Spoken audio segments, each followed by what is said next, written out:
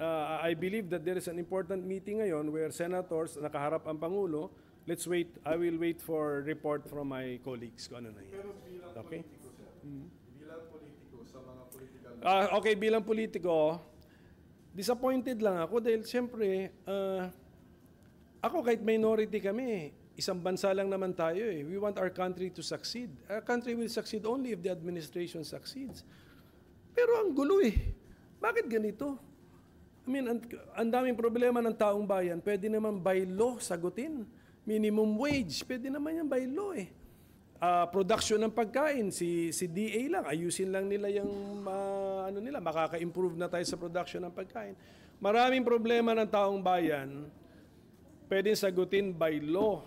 Bakit papayagan ng presidente na mabulabog yung administration niya ng ganitong issue na People's Initiative